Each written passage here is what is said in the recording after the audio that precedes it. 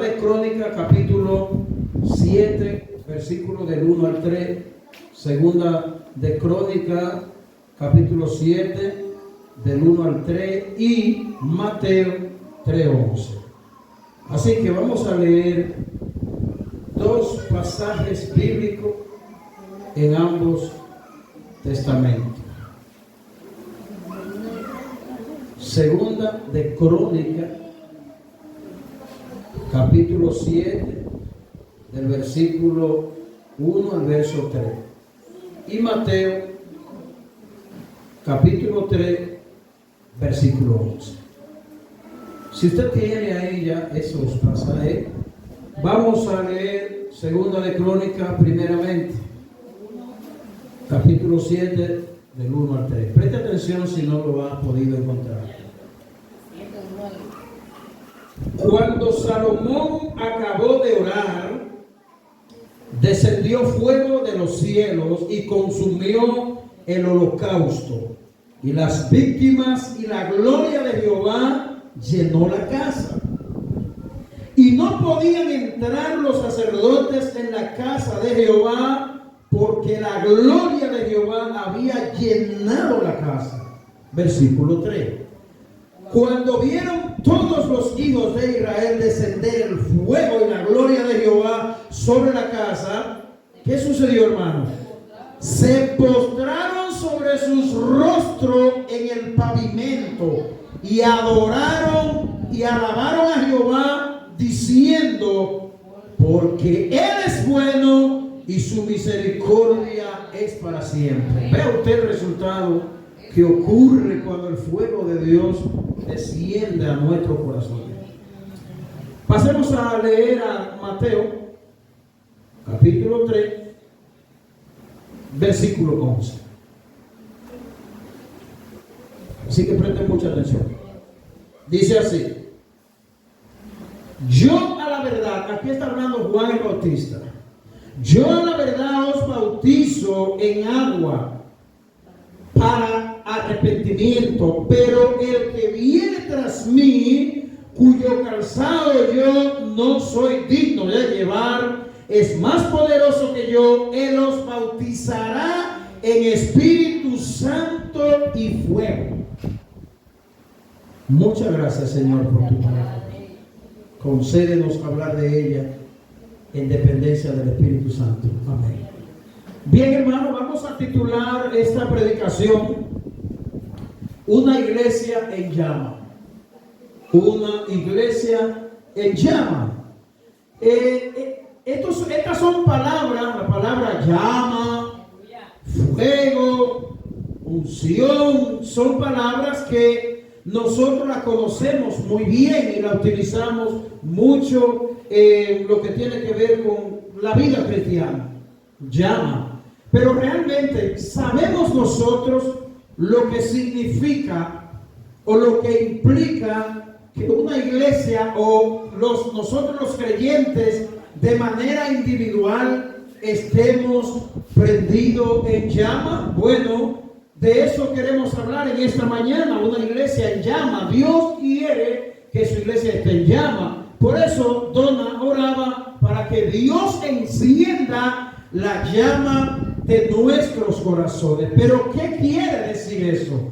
Cuando una iglesia está encendida en la llama de Dios, como hemos leído en estos pasajes bíblicos, Mateo nos dice, hablando acerca de Juan el Bautista, que vino bautizando en agua para el arrepentimiento. Juan le dejó bien claro a sus oyentes que detrás de él venía alguien que él no era digno ni siquiera de desatarle los cordones de su sandalia, sino que Jesús, refiriéndose a Jesús, Jesús nos iba a bautizar en Espíritu Santo y fuego. Y es lo que Cristo ha hecho con la promesa cumplida en el libro de los Hechos de la llegada del Espíritu de Dios.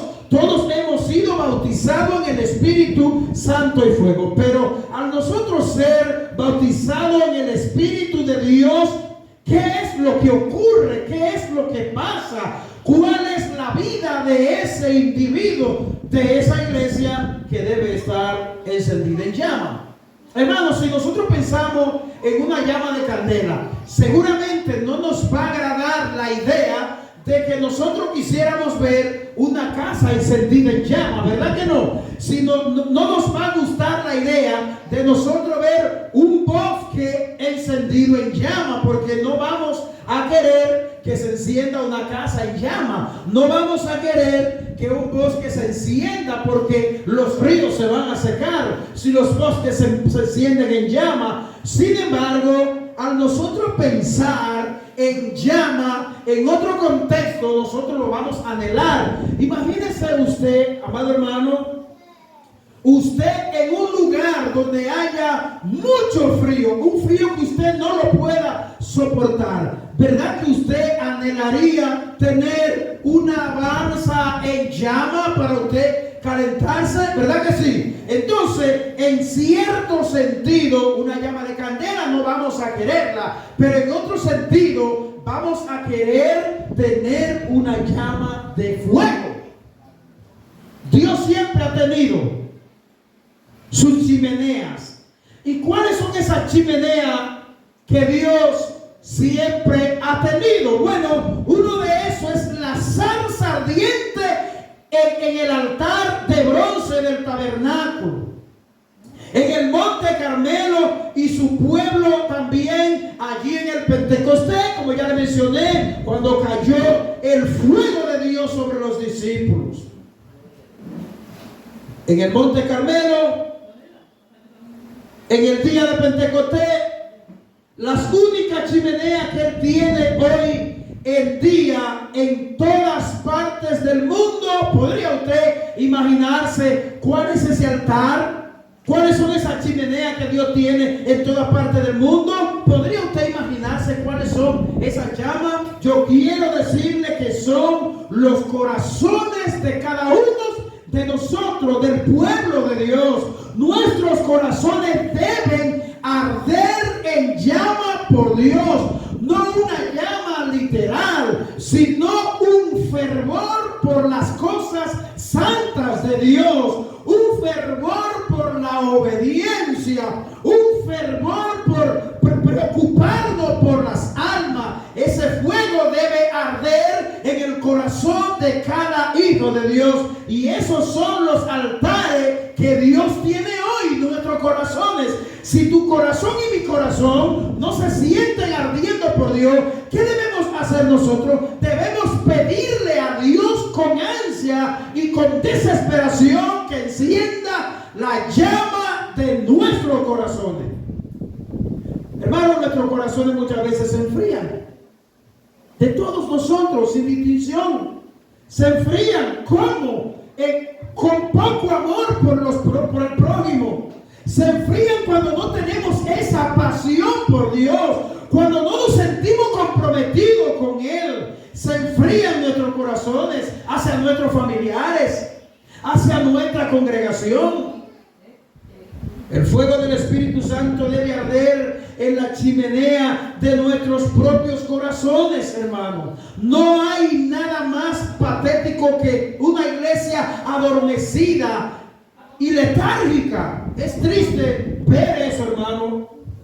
Cuando una iglesia pierde su fervor por el Señor Jesucristo, es algo lamentable, es algo triste, pero además de eso, es algo muy grave, porque cuando se pierde la pasión por el Señor Jesús, ¿a dónde iremos nosotros? Tu corazón y mi corazón debe siempre tener pasión por el Señor Jesús. ¿Y qué es tener pasión por el Señor? Es amarlo a Él, es amar su obra. Como dijo el Señor en una ocasión que María y sus hermanos lo andaban buscando. Allí afuera te buscan tu madre y tus hermanos. Y el Señor, la respuesta de Él fue: he aquí mi hermano y mis hermanos, todo aquello que hacen la voluntad de Dios, esos son mi madre y mis hermanos. Alabados el Señor. Procuremos pues cada día, amados hermanos, que el fuego, que la llama de Dios en nuestros corazones no se apague. Una iglesia cuando pierde su pasión por Cristo deja de ser un organismo y se convierte simplemente en una organización y ya, un club. Y eso no es lo que anhelamos, eso no es lo que queremos y eso no es lo que quiere nuestro Dios de cada uno de nosotros. Al carecer de la fuerza espiritual para como una verdadera iglesia para con Dios y que debe depender de Dios, cada vez más nosotros debemos acercarnos a Él y pedirle fervientemente y constantemente que encienda esa llama en cada uno de nuestros corazones. Debemos pedírselos a Dios. Él desea tener y tendrá una iglesia que esté ardiendo con Él, por Él, ardiendo por esa divina presencia del Señor. Nosotros debemos tener o pedirle a Dios que por su presencia Él nos ayude a tener pasión por estar en su presencia. Y es triste decir que muchas veces nuestra pasión y nuestro anhelo son por otras cosas que no tienen nada que ver con nuestro Dios. ¿Qué hace el fuego? El fuego consume, el fuego quema todas las cosas pecaminosas que nos tientan a cada uno de nosotros. Eso es lo que hace el fuego de Dios. Si usted pensaba que el fuego de Dios hacía otra cosa en la vida mía y en la vida tuya, estás equivocado, porque lo único que hace el fuego de Dios en la vida de todo cristiano es purificarle, es darle carácter, es limpiarlo de su pecado. Lo único que hace el fuego de Dios. Si eres un chismoso, el fuego de Dios quema y limpia el chisme de tu corazón y de tu boca. Eso es lo que hace el fuego de Dios. El fuego de Dios te purifica para que tú puedas amar a la gente, para que tú puedas perdonar a la gente. Eso es lo que hace el fuego de Dios en la vida de un cristiano, hermano. Enciende el amor por el prójimo, enciende el amor por sus hermanos y la compasión por la gente. Usted sabe, hermano, que a lo largo de nuestra vida cristiana, cada uno de nosotros tiene grandes luchas y grandes dificultades, cosas pecaminosas con las que nosotros luchamos. Tal vez no son esos pecados, ¡boom!, cayó en un adulterio. Esos pecados, ¡boom!, mató a uno. No son esos tipos de pecados tal vez, pero hay cosas pequeñas en el corazón, en la vida de cada uno de nosotros que echan a perder cualquier ganado, dice la Biblia. Las zorras pequeñas le llama la palabra de Dios y se convierten en hábitos, hermanos, hábitos que nos llevan a nosotros a enfriarnos en la devoción o en nuestra vida devocional por Dios. Por ejemplo, es posible que sustituyamos muy fácil un tiempo de lectura bíblica por un tiempo de juego que yo tenga descargado en un teléfono. Es probable que yo sustituya un tiempo de ayuno y de oración, lo sustituya por estar perdiendo el tiempo en otra cosa que no nos beneficia. O que Dios nos ayude, hermano. El fuego purifica, nos hace limpio y nos hace santo delante de Dios. El fuego de Dios prepara, nos hace sabroso a todo lo que nosotros disfrutamos y comemos, y hace agradable todo tipo de alimento que nosotros nos comemos, alimento espiritual. El fuego aclama cuando estamos atrapados en las frías garras de la desesperación y el desánimo, y Él nos anima hacia la victoria. Es ese fuego de Dios, hermano, que cuando nos agarra, a cualquiera de nosotros nos ha sucedido que nos sentimos apáticos, nos sentimos fríos, y cuando estamos en esa garra, es el fuego de Dios que viene y enciende la llama de nuestro corazón. Yo me he sentido en muchas ocasiones de mi vida así, y reconozco que es el fuego de Dios que enciende la llama de mi corazón.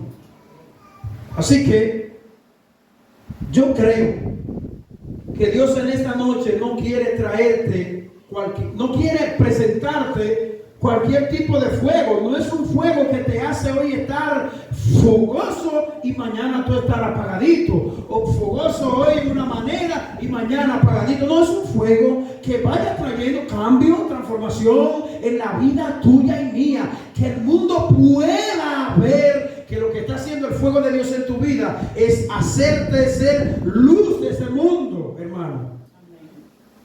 El fuego ablanda el Espíritu Santo, ablanda el corazón del pecador para que se arrepienta. Es ese fuego de Dios. El fuego trae unidad a la iglesia y al cuerpo de Cristo. Quita las indiferencias. El fuego de Dios nos purifica de todas las cosas que nos han lastimado. Tú te sientes lastimado, tú te sientes herido, o te sientes confundido, o tú te sientes conforme. Es el fuego de Dios que te purifica y te quita todo eso de tu mente y de tu corazón.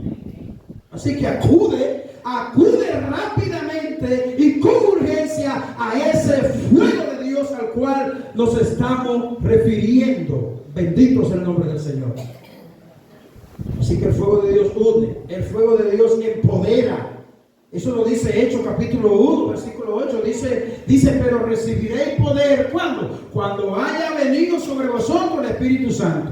O sea, el fuego de Dios nos empodera. Cuando el Espíritu Santo vino sobre los discípulos, los apóstoles del Señor, los empoderó para ello empezar la evangelización que hasta ahora no se ha parado.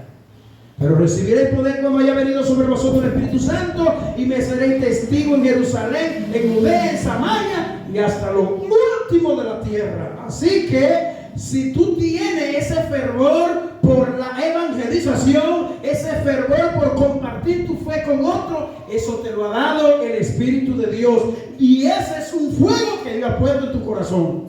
Pero cuando tú sabes, por ejemplo, que vamos a evangelizar y tú no te importa, no te anima, no haces nada, es porque el fuego de Dios no está haciendo nada en tu vida. Y eso es triste, hermano. Es triste. Pero Dios no quiere hoy tirarte eso en cara. Dios quiere decirte a ti hoy con palabras de amable: hijo mío, anímate. Mi fuego está ahí, está en mi palabra. Solo tienes que leerla, solo tienes que aplicarla, solo debes meditar en ella y pedirme a mí que te ayude. Punto, hermano. Es una lucha constante.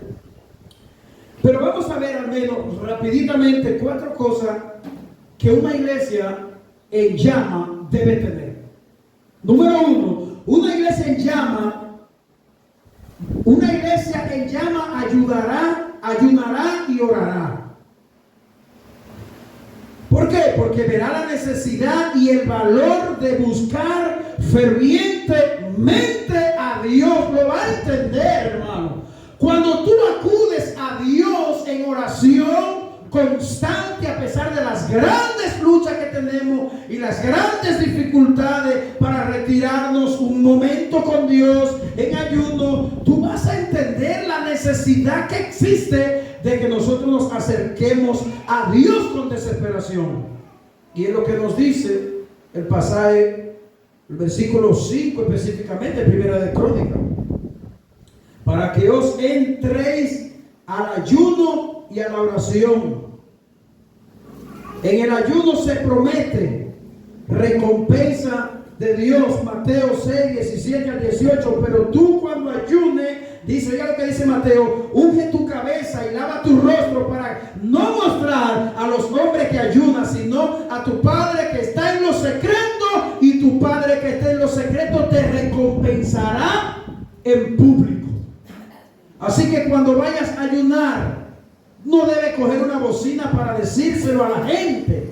No debe ponerlo en el estado de tu WhatsApp diciendo: aquí estoy en el monte, o aquí estoy en el cerrito, o aquí estoy en mi cuarto. No debe hacer nada de eso, porque Mateo me está diciendo a mí todo lo contrario. Y mucha gente tiene la moda de que cuando va subiendo para el monte, graba un video o hace una selfie y lo sube: aquí estoy en el monte. No debe ser así. Mateo dice: pero tú cuando ayunes, unge tu cabeza lava tu rostro para no mostrar a los hombres que ayunas, sino a tu Padre que está en lo secreto. ¿Y qué va a pasar? Tu Padre que está en lo secreto, que sabe que tú lo estás haciendo sin que nadie te vea, te va a recompensar en público. ¿Y cómo es eso que Dios recompensa en público? Bueno, la gente va a reconocer la gracia de Dios en tu vida, la gente va a ver el fuego de Dios en ti, sin que tú tengas que decírselo, hermano. Algunos ejemplos de ayuno lo vemos en Moisés. ¿Y qué cosa Dios hizo a través de esos ayunos? Por ejemplo, Moisés recibió los 10 mandamientos, Éxodo capítulo 34, verso 28. Elías recibió dirección del Señor, Primera de Reyes 19:8. Ezequías recibió sanidad por su cuerpo, Segunda de Reyes 20, del 1 al 6. Ezequías iba a morir y enfermó, y él clamó a Dios en ayuno y oración, y Dios le dio nueva oportunidad.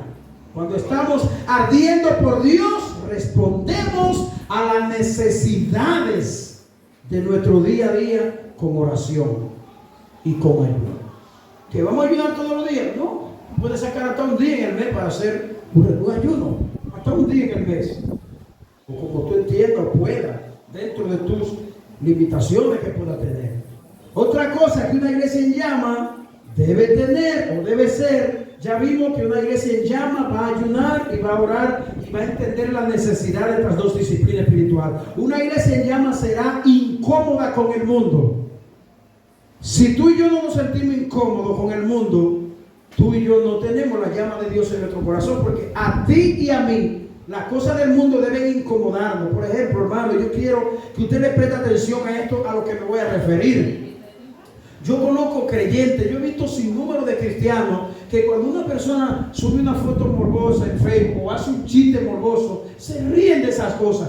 Tú y yo no nos podemos reír por todas las cosas que el mundo entienda que es un chiste sano, porque hay chistes que no deben ser graciosos para ti y para mí.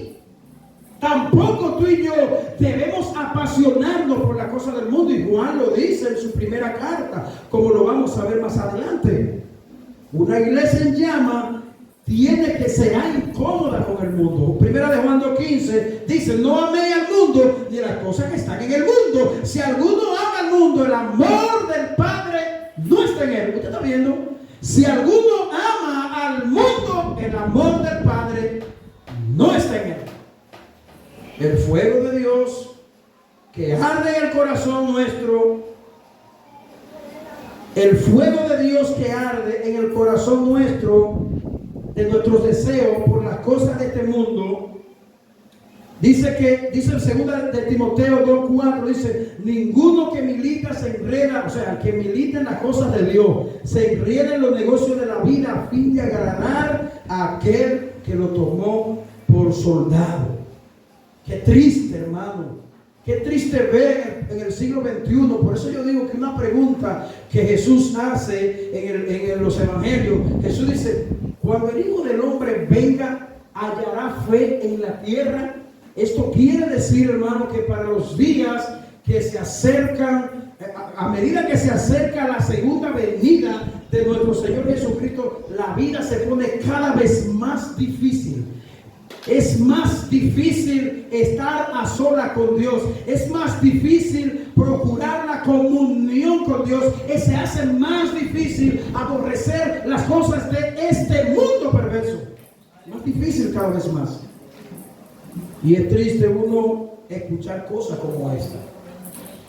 Una tercera cosa: una iglesia en llama cuidará las almas.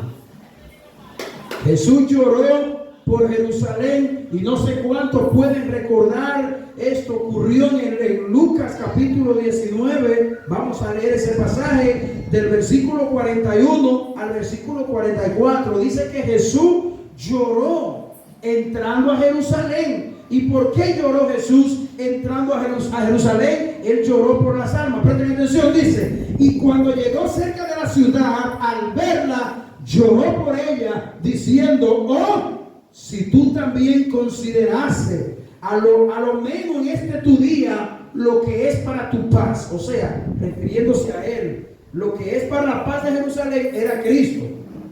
Dice, mas ahora está encubierto a tus ojos, porque vendrán días sobre ti cuando tus enemigos te rodearán con vallado y te sitiarán y por todas partes te estrecharán y te derribarán a tierra y tus hijos dentro de ti y no dejarán en ti piedra sobre piedra que no sea removida.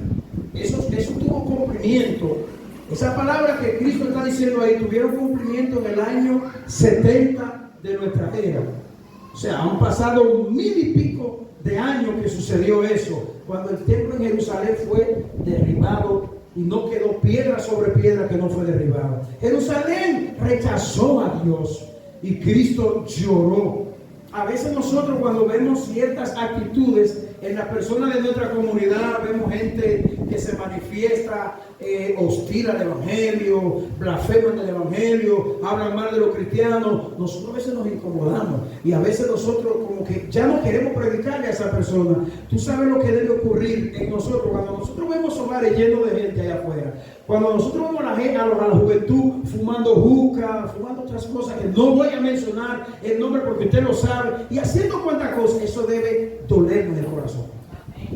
Sí, hermano. Y debe llevarnos a nosotros a orar. Y debe llevarnos a nosotros a interceder por esas personas. A orar por las almas, hermano. Es triste saber que cada persona que anda allí, que no necesita estar viviendo en esa condición, porque el hecho, escuche bien, el hecho de alguien no reconocer o rehusar reconocer a Cristo como su Salvador, basta para parar hacia una eternidad sin Dios. Una iglesia en llama cuidará las almas. La iglesia primitiva estaba en llama. ¿Por qué? Porque la iglesia primitiva fue una iglesia que ardientemente se preocupó por las almas perdidas.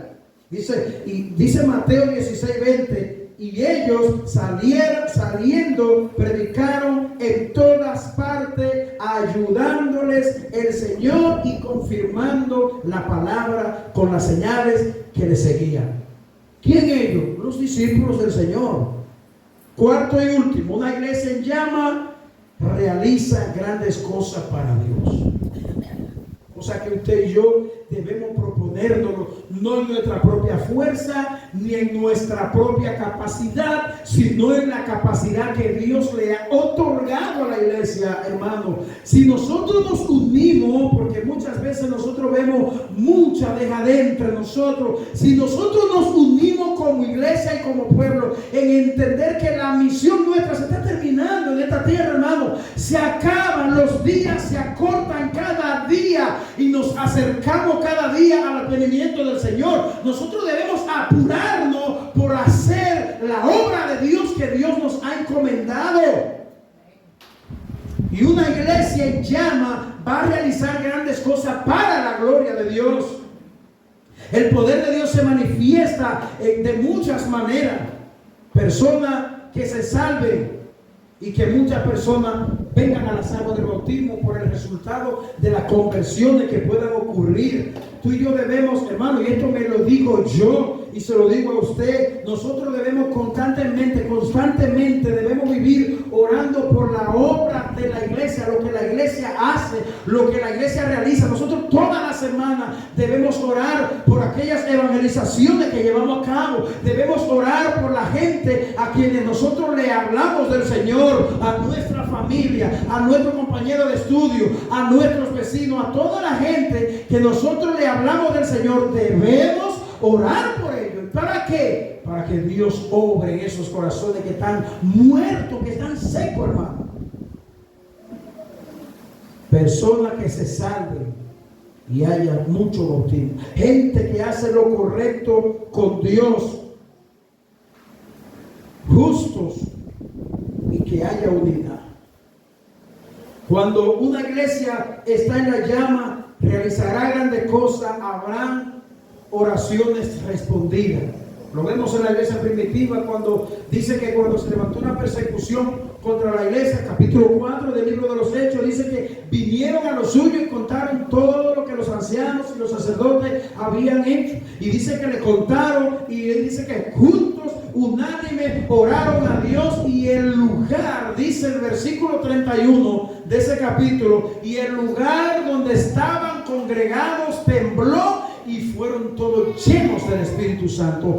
¿Y qué sucedía? Hablaban con denuedo la palabra de Dios. Concluimos con esto, hermano. Debemos ser llenos del Espíritu Santo. El fuego del Espíritu Santo debe arder en la chimenea de cada uno de nuestros corazones.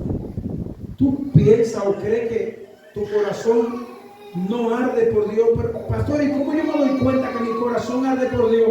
Eso es sencillo, hermano. El corazón nuestro va a arder por Dios cuando nosotros deseamos la santidad, deseamos el amor, deseamos la reconciliación, cuando deseamos que las almas se salven, cuando deseamos orar por la gente, buscar a la gente, nos preocupamos por el prójimo. Habiendo dicho todo esto, lo que hemos dicho, nos damos cuenta que es realmente estar en la llama del Espíritu Santo o encendido en el fuego de Dios. Si usted pensaba que estar en la chispa, en la candela, en el fuego de Dios, era solamente uno gozarse, brincar, saltar, usted está equivocado, porque el fuego de Dios produce en ti misericordia, produce en ti cambio, santidad, pureza, aborrecer el mundo y su pecado y amar la obra de Dios cada día más. Que el Señor le bendiga y que Dios le guarde. Oremos a Dios. Padre, muchas